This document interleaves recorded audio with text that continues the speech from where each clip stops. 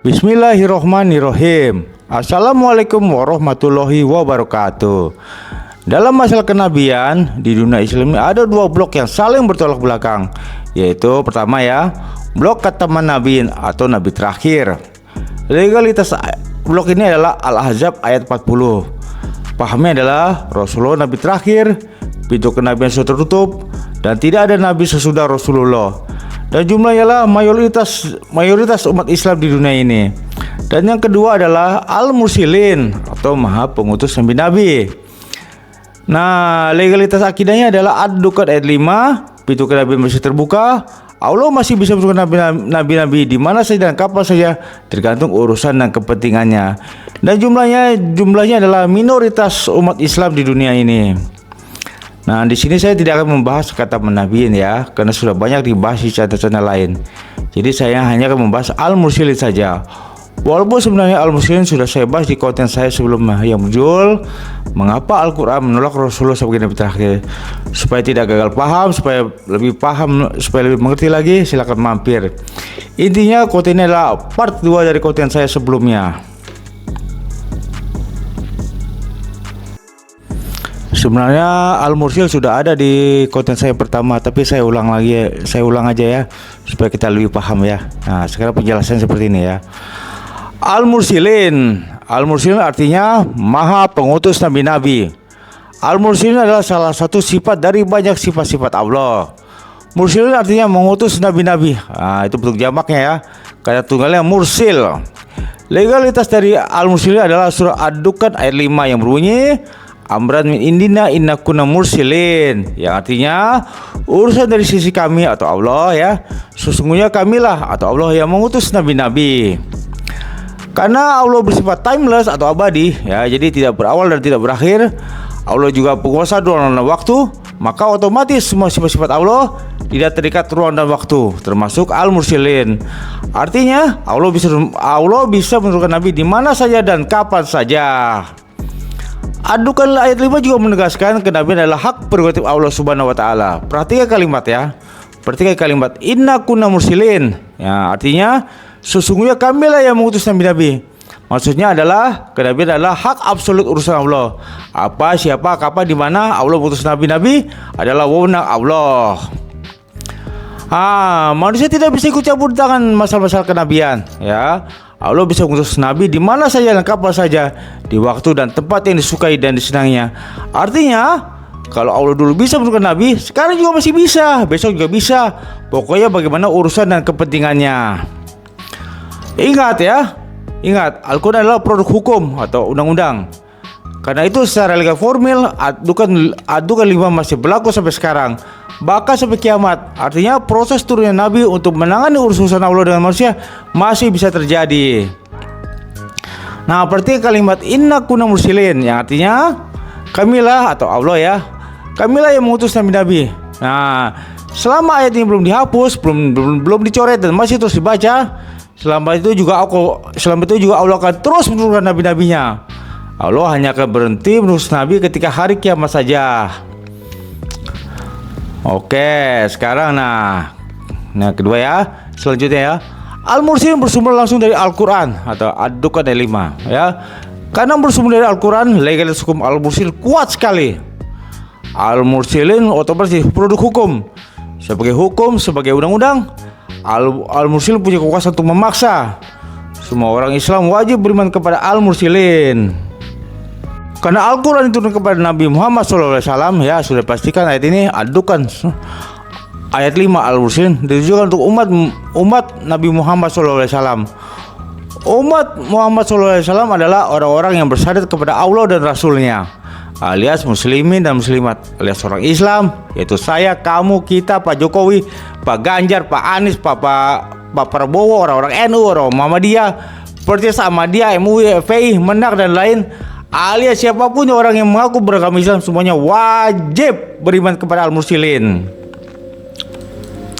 Tapi kalau kalian memilih ingkar kepada Al-Mursalin ya, ngotot kenabian sudah berakhir, ngotot pintu kenabian sudah tertutup, Allah sudah nggak bisa lagi mengutus nabi-nabi, ya itu terserah kalian saja ya, karena itu iman dan akidah kalian. Yang pasti tidak ada pemaksaan dalam agama dan berkeyakinan.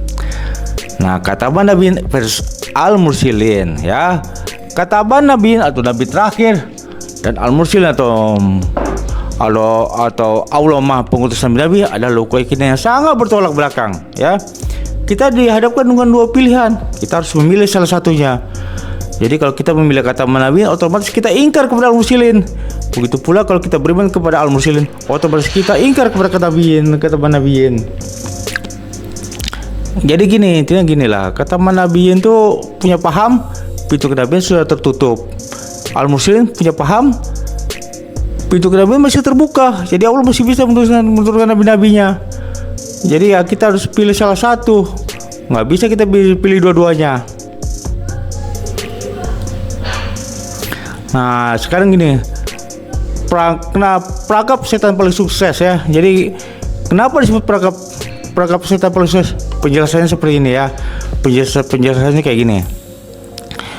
Jika kita mengklaim Rasulullah sebagai nabi terakhir dan kita gotot tidak ada nabi sesudah Rasulullah, kita merasa sebagai orang soleh ya, orang-orang yang beriman, karena kita merasa sudah menjalankan akidah dengan benar. Tapi sadarkah kita bahwa kita sebenarnya sudah kurang ajar kepada Allah Subhanahu wa taala? Kita sudah ingkar kepada al-mursalin. Kita sudah menghina Allah Subhanahu wa taala. Karena kalau nabi terakhir itu artinya kan sejak wafatnya Rasulullah, Allah sudah tidak bisa lagi menurunkan nabi-nabi. Nabi terakhir itu bisa jadi maksudnya sejak 1500 tahun yang lalu Allah sudah memutilasi salah satu sifat dan kemampuannya yang istimewa, yaitu mursalin atau mengutus nabi-nabi. Karena Allah sudah tidak punya sifat mursalin lagi, akibatnya sekarang Allah sudah tidak bisa lagi menurunkan nabi-nabi. Nabi terakhir juga bisa diartikan bahwa manusia modern saat ini sudah tidak membutuhkan nabi lagi. Nabi itu hanya untuk orang-orang zaman dulu saja, bukan untuk kita sekarang. Jadi zaman sekarang ini nabi itu cuma jadi kisah romantis masa lalu, bahwa zaman dulu Allah pernah mengutus nabi-nabi, tapi sekarang sudah tidak bisa lagi. Padahal jelas-jelas Allah itu punya sifat al-mursalin, maha mengutus nabi-nabi. Al-mursil berkuasa secara absolut kepada nabi-nabinya. Allah bisa menurunkan nabi di mana saja dan kapan saja. Kalau dulu Allah bisa menurunkan nabi, ya sekarang juga masih bisa, besok juga bisa. Jadi doktrin nabi terakhir. Jadi nabi terakhir itu cuma doktrin Jong saja. Ingat ya, dalam hierarki kekuasaan ya, Tuhan tuh lebih tinggi daripada nabi. Allah tuh lebih tinggi daripada Rasulullah. Artinya al-mursalin tuh lebih tinggi kedudukan daripada sekedar nabi terakhir. Jadi jangan sampai iman kita kepada Rasulullah sebagai nabi terakhir justru membuat kita ingkar kepada Allah Subhanahu wa taala, kepada al-mursalin. Nah, di sini terlihat perangkap setan bekerja sangat efektif ya. Karena ternyata mayoritas umat Islam di dunia ini lebih memilih beriman kepada Rasulullah sebagai nabi terakhir daripada al-mursalin. Buat mereka al-mursalin fantasi saja, karena kenabian sudah mati. Allah sudah tidak bisa mengutus nabi-nabinya. Astagfirullahaladzim ya. Jadi segini ya, perangkap setan itu banyak sekali. Jadi bukan hanya sekedar kata nabiin aja, ada lagi yang lain. Tapi nanti saya bikin konten lagi yang nanti saya akan jelaskan di konten saya berikutnya. Nah, juga kenapa disebut perangkap? Karena kita tidak merasa bersalah kita merasa nyaman-nyaman aja beriman kepada Rasulullah sebagai nabi terakhir. Walaupun faktanya sebenarnya kita sudah ingkar kepada al-mursalin, kita sudah ingkar kepada Allah. Nah, sekarang kita lanjutkan lagi ya. Jadi, ini penjelasannya ya. Lantas kenapa iman kepada nabi terakhir, kenapa nabi disebut perangkap setan yang paling sukses ya? Karena ketika Anda beriman kepada kata nabiin atau kepada nabi terakhir atau Rasulullah sebagai terakhir, Anda sudah otomatis ingkar kepada Allah Subhanahu wa taala atau Maha Pengutus Nabi. Dan korbannya ternyata banyak sekali ya. Mayoritas umat Islam di dunia ini. Apalagi kalau kita lihat kualitas personnya, bukan orang sembarangan.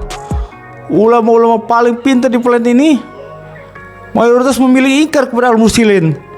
Buat mereka Rasulullah nabi terakhir, nggak boleh ada lagi nabi terakhir, nggak boleh ada lagi nabi sesudah Rasulullah. Walaupun sebenarnya faktanya Allah tuh musilin, Allah tuh bisa putus nabi. Nah, jadi buat mereka nabi itu sudah mati, Allah sudah bisa betulkan nabi-nabi. Nah, melihat fakta ini, hal ini membuat setan jadi bahagia, ya. Bahagia, senang sekali setan. Karena misinya untuk menyesatkan manusia, menjauhkan manusia dengan Allah atau al-musyrik, sukses besar. Nah, jadi kita harus hati-hati dalam memiliki keinginan. Jangan sampai nanti di akhirat nanti oleh Allah kita dimasukin ke dalam golongan orang kafir karena ingkar kepada al-muslimin. Jangan sampai kita masuk neraka durjana karena kita beriman kepada Rasulullah sebagai nabi terakhir. Kita ingkar kepada al-muslimin. Nah, terima kasih atas perhatiannya. Subhanallah. Alhamdulillah.